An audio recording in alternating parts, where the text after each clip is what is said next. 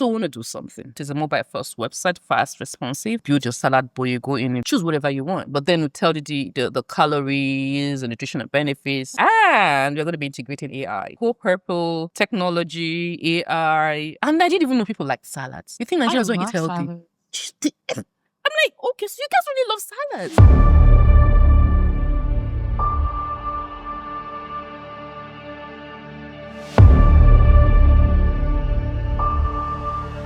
My customers are very demanding.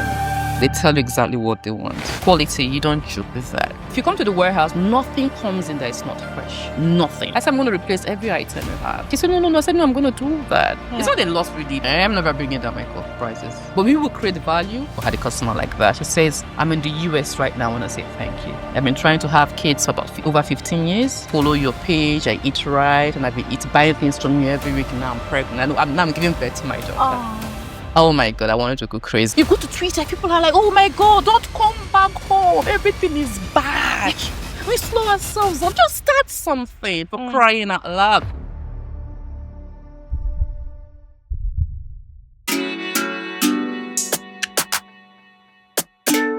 Hello, everyone, and welcome to the Nigerian Enterprise Podcast, a platform where we engage with entrepreneurs navigating one of Africa's most dynamic markets, Nigeria.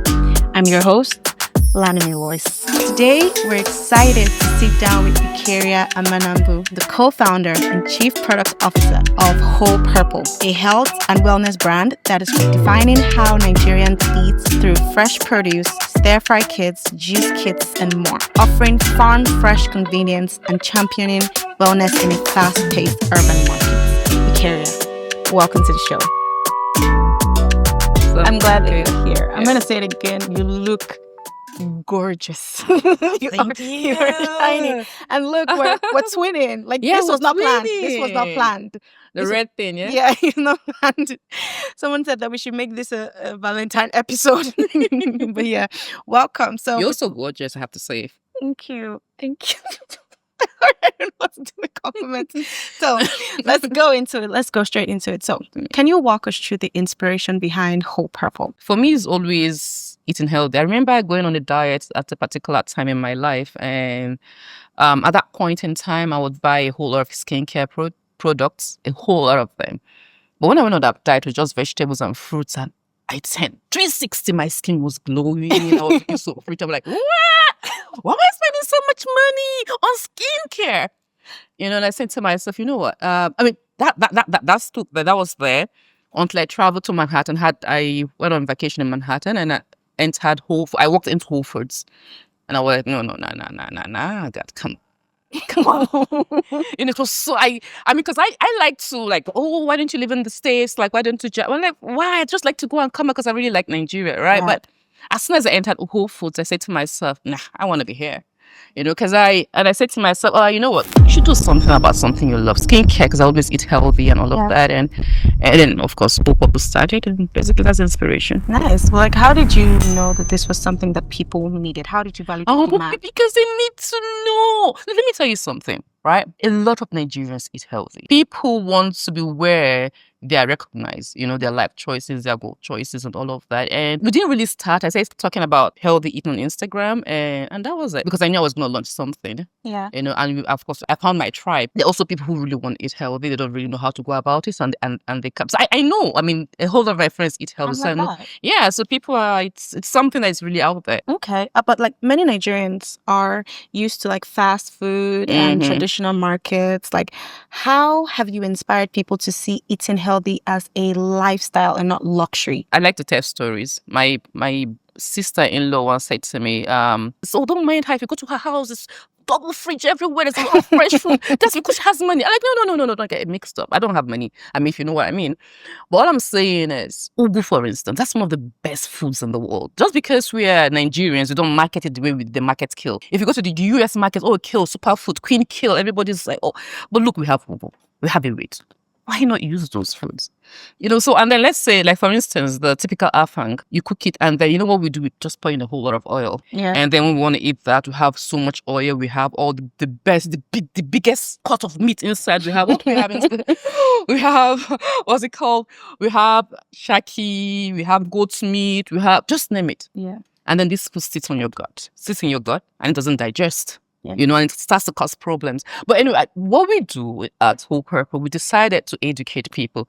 So from Monday to Tuesday, we're educating. Like this week was this week we're talking about the sugar trap, foods that spike insulin. I mean, get your blood. So you're after eating, like, it used to happen to me when I was because I worked in several places. I would eat this particular rice and I won't be able to work. And just you eat rice, plantains, chicken, and you were feeling quite energetic before. And afterwards, you have this, like, why am I feeling so tired? That's blood sugar. That's a sugar spike. Your body is saying, no, don't eat that way. So you need to learn how to balance your food. You don't need to go by kill. We have ugu, we have ewedu, we have spinach. I think our parents call it green. Yeah. Those foods are so healthy. Ugu especially is crazy medicinal. So why don't you eat it? I mean, you can have roasted plantains, for instance. You can have a bit of meat, beef, whatever it is, and they have loads of ugu. I mean, that's eating healthy. You don't need to. No, it's not for the rich. Look at our parents. When I went to my mom's village and I saw those really pretty-looking young women, they had radiant skin from very poor homes because they eat a lot of vegetables. I mean, so why do you want to eat fast food? I'm not saying don't eat fast food. Don't get me wrong. I'm not saying don't eat your burgers, but you can get ugu at the market. Mackerel, how much is mackerel? I mean, I don't want to say, but how much is mackerel? You don't have to eat salmon, you get what I mean? Yeah. It's a simple, good cost of beef. So yeah, it's cheaper than buying burger than going to KFC. You know that? It's a lot cheaper. So why do those? Sardines, mackerel, that's your titles. Mackerel. Good ones, not the bad ones. They have very good fatty acids in the omega-3. I think it's about omega-3 or 6. I think it's omega-3. The same with salmon. The same thing. The exact same thing salmon would give you, they would give you sardines. Why not eat them? Thank you. Very good for your brain, by the way. So I like to say choose your poison, whatever it is, but then you have to decide if you want to be healthy, if you want to look good, or if you just want to, yeah. I mean, I care so much about my body. Other girls will go buy skincare and all of that, but because I know when I eat well, I look good. I remember going in for some checkup and the doctor said to me, "What are you doing?" And I was like, "I don't know. It's whatever you're doing, keep doing it." All right, please go ahead. Wow, thank you. Wow, that's so interesting. Yeah. So now we're talking about how expensive things are. So you want Whole Purple to be profitable, but how do you balance pricing and keeping it affordable and still being profitable? That was a big challenge. That was crazy challenge. Because when we first started, I mean, Nigeria wasn't as bad. We are 5 years in. It wasn't as bad as this. To get things directly from the farms, we could get them. Our prices were very affordable. We had like crazy customer base. And then this whole thing happened. And then prices just skyrocketed. And we have to increase prices, Yeah. Once this thing happened, a lot of Nigerians started thinking, what gives and what takes. Okay. So maybe I shouldn't eat broccoli. Maybe I should eat ugu, and stuff like it rattled us a little bit. That was a time we weren't making so much profit. We kept serving our customers because for me, I understand the bottom line thing, but it's usually for me, customers first. We kept our prices low. But after a while, we said to ourselves, actually early this year, I looked at my team and I said, you know what? You gotta go Raise the higher. prices. I mean, we can't, it's either we stay in business or we close business. And then we increase the prices. What we did with the increase of prices, we started making different types of, like the juice kits, the stir-fry kits. And then that changed everything. So if you don't want to buy the whole, you can buy something that you usually wouldn't have or see anywhere else. So that's how it's been going for now. Okay, nice. Thank you. Okay, so also many Nigerians believe that, Nigeria is too risky for businesses in the wellness or fresh produce sector. What do you think about that? See, Nigerians think too much. Seriously. You go to Twitter, people are like, "Oh my God, this has happened." You go to I'm a Reddit person. They say people are nerdy, but what the heck? You go to Reddit, the Nigerians, they're, "Oh my God, don't come back home. Everything is bad." Nigerians think too much. We slow ourselves down. Just start something, for crying out loud. Then take the risk. And that's what I did. That's what we did with Whole Purple. We just started. It was difficult. Don't get me wrong, when we first started. I was running mad. Because you get produce, it's spoiled, you get this, and the customers are calling, and we are replacing, we are refunding. Oh my God, it was crazy. But we got better. We stayed there and we got better. To be honest, we think too much. Everybody's crying, oh, the country is bad. Just do something and forget about. Let me tell you something. Jeff Bezos that said it. I can't remember what exactly he said. Wherever you find yourself, whatever systems your country have, just use it. Yeah. But we're not doing that. Just going to Twitter to cry. Don't get me wrong. I'm not saying things are not bad. But we talk too much and we think too much. Just go. If it's bad, you try again. You know? There's no business that's not risky. No, it's not. Just do it, you know? This episode is proudly brought to you by Cardinal Stone Capital Advisors, CCA. CCA is a private equity firm investing in high potential businesses across West Africa, from healthcare to agribusiness, consumer services to fintech. They don't just provide capital, they partner with entrepreneurs to build businesses that create jobs, transform communities, and generate lasting impact. So if you're a founder, building something bold, or an investor looking to back Africa's future, CCA is the name to know.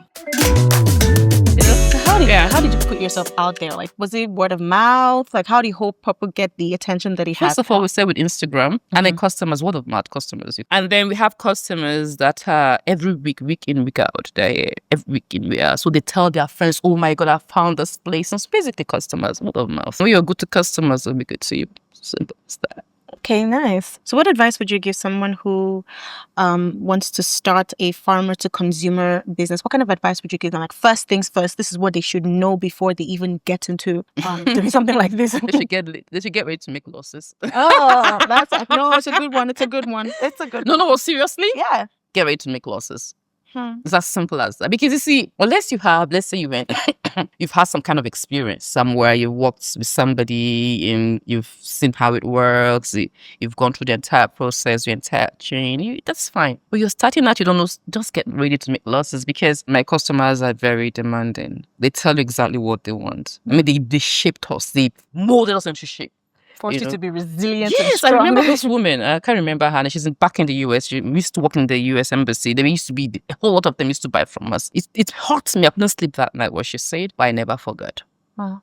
You know, she said, so we're going to replace. It's not about replacement, she said. Get it right and get it right the first time. Oh, that was something. And for someone who's managed projects basically all my life, I mean, that's something I do. I don't try to, get it right the first time. For some reason, I just slipped, because, it's time making stupid excuse. He said, no, get it right the first time. And that night I couldn't sleep. I was like, damn, It really I stayed that way again. It touched me. And this is a top customer. Wow. Oh. So the following day I called my guys. I said, guys, you know what? You either ship in or you ship out, because I can't do everything. I mean, you can't, because right now I could go anywhere. My guy, the shop is still running, and it's either you ship in or you ship out. We get it right and get it right just once, and that changed everything. Yes, sometimes you take losses. It's okay. I'm ready to take those losses. Yeah, but the long run, you want to be profitable. That's what matters. Yeah. So, what if somebody who has a similar idea to Whole Purple, but has like little access to capital or network? Just start. Whatever it is, start. Just start, for crying out loud. Everybody always wants to get it right. I don't know, just start. People say people just what connect. That's what I keep saying about Nigerians. I'm not saying, don't get me wrong, I'm not saying you don't need capital. Even if you go in software development, there's something called MVP, minimum viable product. You start. Facebook started that way. There's no major IT firm that didn't start that way. Start something, push it, and let's even see if people like it. That's what we do with strong books. Yeah. You don't like it, then you say, okay, you can go and meet your dad, or like if you don't have that, start somewhere. I mean, don't lay back and say, oh, it's because you have connection. A lot of people didn't have connection when it started. And then you take it from wherever it comes. Wherever nature throws at you, you take it from there. Yeah. But serious, look at Nigeria. Let's even look at Nigeria. Let's not kid ourselves. Do you know the population that's poor? The rich people we see are like the really wealthy, just like 1% or less than 1%. Just start. No matter how tiny it is, start. And then let's nature or let the whatever chance do its thing, or I don't know. Yeah. But just start. So that brings me to ask, what are like some hidden costs in doing this business that people don't really know about? Like some things they don't count before. Mental health. Oh my God, that is so real. Please expatiate, please. Mental health, then it's going to mess you up. You're going to question yourself, are you good enough? I used to think I was brilliant. I'm not so sure anymore. Maybe I should just stop this business. Mental health. messes you up. And it's not just this business, every other business. Yeah. You know, when it's going well, you're like, oh my God, I'm doing so well. You know, but then after, like, oh my God, you know, but it's mental health. And that's something people don't talk so much about. Most Nigerians don't. We want to be seen as resilient and strong, but no, it messes you up. So you have to have, to be honest, to be successful in business, any business, you have to be resilient, no matter what it is. You just keep going, but you have to have a belief in it. Yeah. And when things like last year, when we had a bit of a problem, because we never had that problem, most of our customers had jabbered, you know. So people were cutting costs because of the state of the economy. And I kept thinking, we brought our prices low. We tried to do some nice stuff. Man, we were taking a hit. Oh, please share. Yeah, we were taking a major hit. And then I thought about it. I took a break and I thought about it. I said, you know, I ain't doing that. Prices remain. We're going to increase our prices. If you can buy good, if you cannot buy, I mean, come on, we're not going to kill ourselves. Pivot. That's what we did. So you go back to the drawing board and you ask yourself, what is this that we need to do? You know, always go back to the drawing board. What am I doing wrong? Because I called all my customers at that point, every single one of them. I said, come, what's going on? Why is it that the sales have come down? I had to call them. I'm like, hi, this is Eucharia. Oh, hi, Eucharia. How are you? I'm fine. So I need to talk to you. Do you have time? I said, quickly, please. Sorry, I'm going to speak. I like to speak Igbo sometimes. Yeah. I like Nebiko. Come and tell me what am I doing wrong? What am I doing wrong? One of my top customers says, you having problems with good business? I said, I don't understand what's going on. She said, laughing. She said, I'm trying to start one. I'm not starting anymore. If all people can have issues, that means they cannot. I said, no, don't start. And then one of my customers said to me, you guys used to carry some really lovely things. I mean, magnet, but you stopped carrying them. You stopped carrying them because the farm stopped carrying them. Maybe because of the cost. Yeah. You get, because they couldn't, and only you guys had those things. But now you carry everything everybody else carries. Nothing made you distinct anymore. No, nothing. I said, okay. I said, thank you for that insight. And I said, so we went back to the drawing board, people. And I mean, this year has been amazing, I have to say. Amazing. I am never bringing down my prices. Yeah.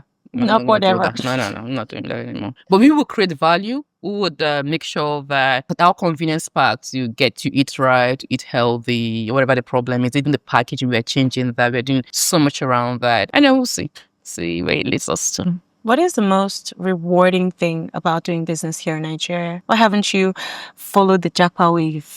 I don't know. Seriously, I don't know. Because I was supposed to... I'm an IT person. I've always been. I mean, all my friends are out there. Everybody is out there. No, I think I know. I want to build. I think it was 6-7 years ago I wanted to leave. But I looked at myself and I saw most of my guys were building. I mean, I don't know. Sorry, Nigerians talked so much. Most of my guys these guys are doing amazing things. Amazing. And I said to myself, I go wherever I want to go to. And my guys have done some really remarkable things. And I go back, have kids, which is not so bad. I get married. Oh my God. Get a mortgage. Drive cars. And I don't have anything. That's not how I want to live. I want to build. I want something for myself. I want to be able to say, I built this. You know, no matter how difficult it was, I built this. And that's actually one of the reasons I haven't gone. I was supposed to have gone last year, but someone looked at me and said, why the heck do you want to go? For what? Why? You know, not to leave people because all people always wrong, but you need to be here if you really want to grow your business. I'm not complaining, to be honest. I'm not. Okay. What is like one success story or testimonial from like a customer or a farmer or a team that reminds you why you need to keep pushing, why you do this anyways? My customers, really. I would never leave because of my customers, because some of them, they're week in, week out. At the beginning of every year, we go on 2 weeks break. They're like, where are you guys? You know, and then when we come, everybody just goes, everybody rushes in. And I mean, they have kept me.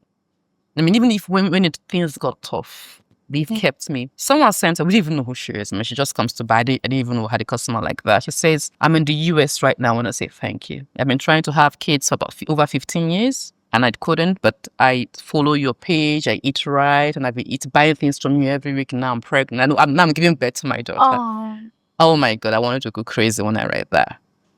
I wanted to go crazy. I'm like, damn. And then there's this woman recently. There's this wellness tea blend. Sometimes we just do things. I mean, like I said, I get bored easy. So I just look at things. Oh, what do we have? Why do we have so much of that? Let's do something nice with that. And we like to do a lot of freebies. So we just say, you know what? This week you guys getting everything from like, yeah, we did this for free. I like to give like that. And then there's this wellness tea blend, because most times we have to research properly to be able to launch a product. And I learned about black lemon. I've never known about it, but it's a Middle Eastern. It's round, it's black. It's a Middle Eastern spice used for cooking, but it's also very good for. It's anti-inflammatory for women. It's really good for you. I'm gonna write that down. So we put it in one of our wellness tea blends, and she sent a message. She said, "Last night I got it late, and I wanted to go to bed, but I said, let me take the tea." She's not been able to use the loo. She's not been able to do anything. And we made she drank that particular tea. She said she couldn't stop going. I'm going to write it down. I'm going to buy that tea. Yeah. She said she couldn't stop going. And I don't know, but it's just, people need to believe in health. People need to believe in food. Food is medicine. And so when we have a lot of testimonials like that. And when we get something like that, that keeps me going, And of course, it's good to have money too. So yeah, that's so beautiful. Just seeing that, you can do things that are actually helping people's bodies. So, from your experience, what opportunities do you see that exist in the Nigerian wellness space that entrepreneurs and investors are overlooking? There's so many opportunities if given the space. I think that for one, we're not really leveraging technology in that space. Child tech, child tech is not, it's food tech, yes, but it's not like agri-tech. Yeah. I'm trying to think of one that is agri-tech. Yeah, that is doing something with agriculture. But it's just basically food tech. We're not really leveraging technology, and I think we should, because Nigerians love to eat. Yeah. We love food. We love food like mad. Just name whatever it is. We love food. We would celebrate whatever we love food. So I think that investors, IT, get serious-minded people, you're gonna make a killing, because people that understand the environment, especially the Gen Zs, they're really pretty good in understanding the environment. I think we still have more to do with technology, IT, AI, for instance. There's so much you can do with that, but we're not leveraging on that. There's this application I stumbled upon. I think it's called Go Lemon or something like that. It was like delivering fresh farm produce to people's houses. We need more things like that, yes. Yeah, we do Go Lemon. But Go Lemon is not strictly fresh produce. Yeah. They have other things. It's just like the whole lot of them out there, even though it's food focused, but it has utilities and all of that. But when I say technology or AI, I'm looking at the food process from start to finish. Yeah, not just other utilities, but food itself. So this is for you to really invest that kind of business, you need a lot of money. But you start somewhere. Yeah. And then so what happens? Okay, so how do you see Whole Purple looking ahead? How do you see Whole Purple contributing to a healthier Nigeria? Okay, let me tell you. And how can partners and investors and entrepreneurs join in? Okay. One of the things I noticed in recent times is most of our customers, because we do a whole lot of research, we put information out there. When we sell, we just also a product. For me, it's about wellness.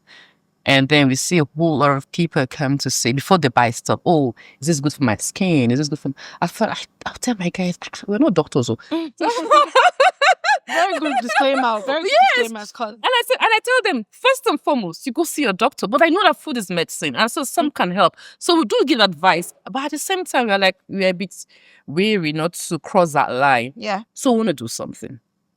We are building it's still a website, but it's a mobile first website, fast, responsive.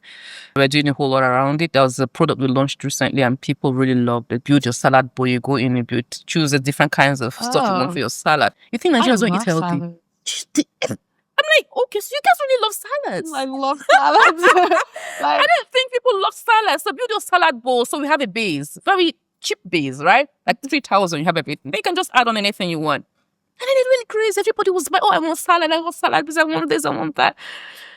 I'm like, okay, so we are building a responsive website to take in those customizations. Yeah. So you can go on there, you want to stir-fry kits, you get your noodles if you want. For very well-portioned noodles, just choose whatever you want. But then we tell you the calories and nutritional benefits. So yeah, so that's what we're doing. And we're going to be integrating AI. I think that's what's exciting for me as an IT person. I was going to ask, like, what's next for Whole Purpose? So please share. Yeah. So I think that's what's exciting for me. We're going to be integrating AI. We're going to train the agent on what we do as Whole Purpose. And then so if you come and say, oh, is this good for my skin? Please just go and they can chat and check, and they will tell you exactly everything you need to know, and they can make the decisions. You don't have to come to us to make the decisions. Yeah.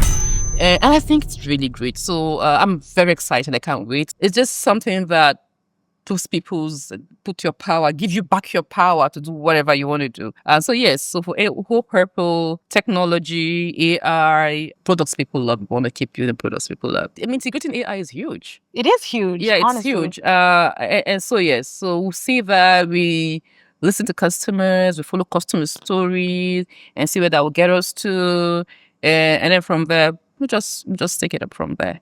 Wow. Okay. So, what is like one of the hardest things about building in Nigeria in general? Not even about having your kind of business here, about building in Nigeria in general. People would say access to capital.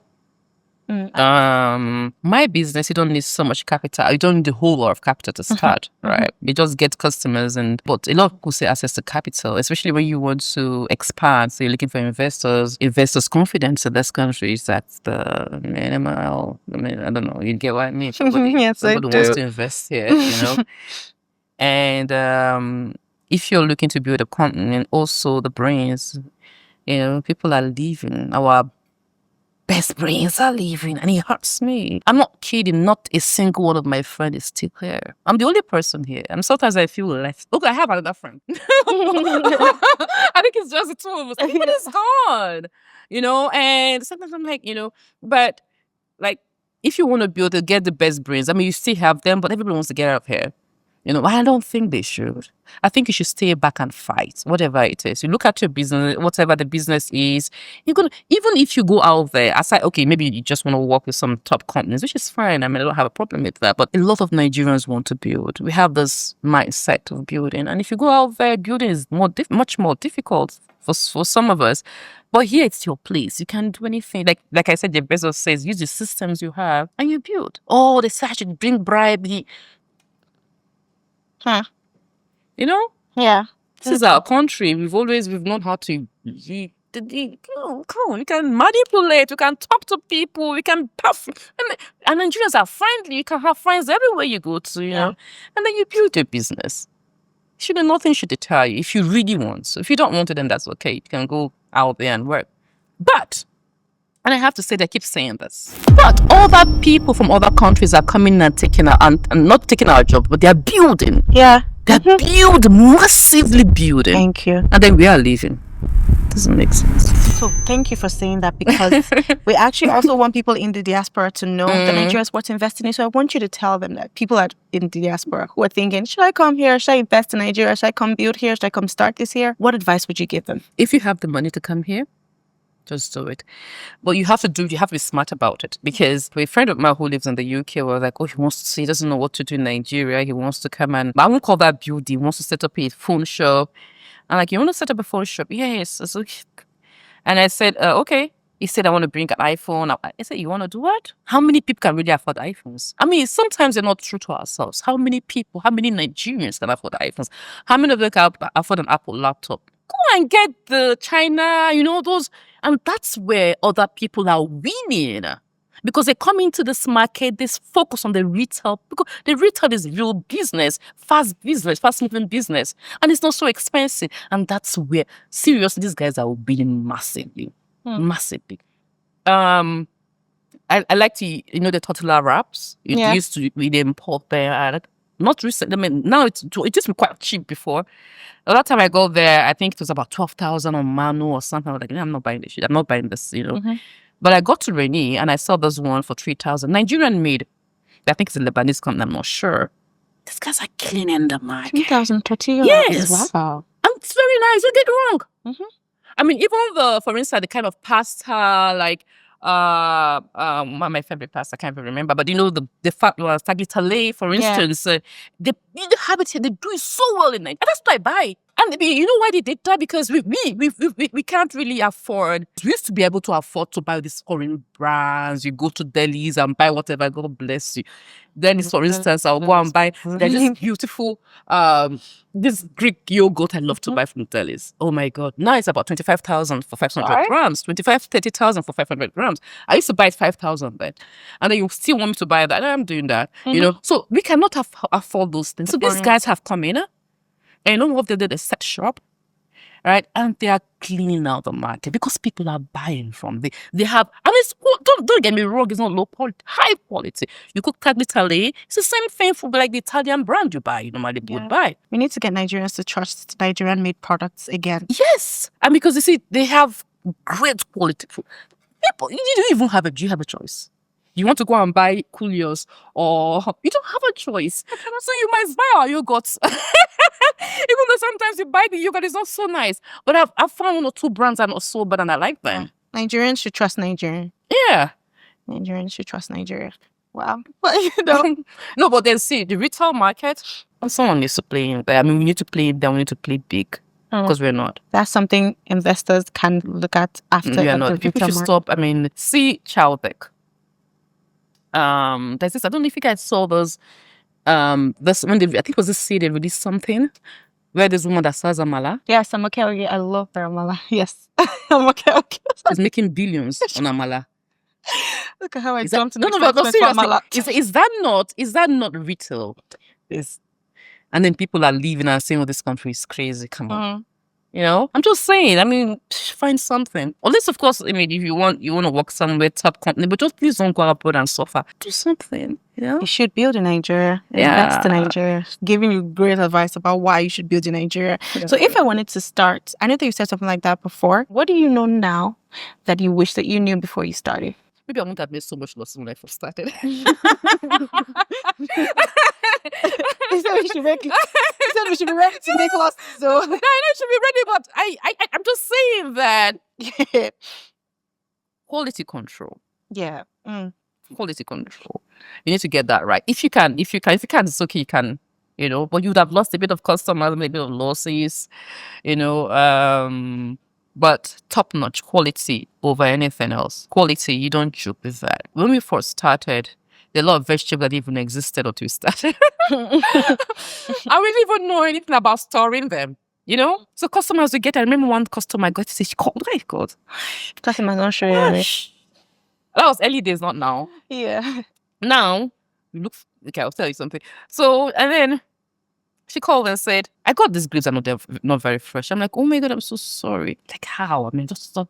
He said, and the thing is, we don't get things, we get them as soon as they come in. So imported items, for instance, as soon as they're landing, we're picking them up. He said, no, I'm very disappointed. I saw you guys are in Ikoyi, so I thought I expected something premium. I what, and this is not premium. I said, okay, I hear you. And then she kept on going and going and going, and I would, she cutting you, and then you had to take it.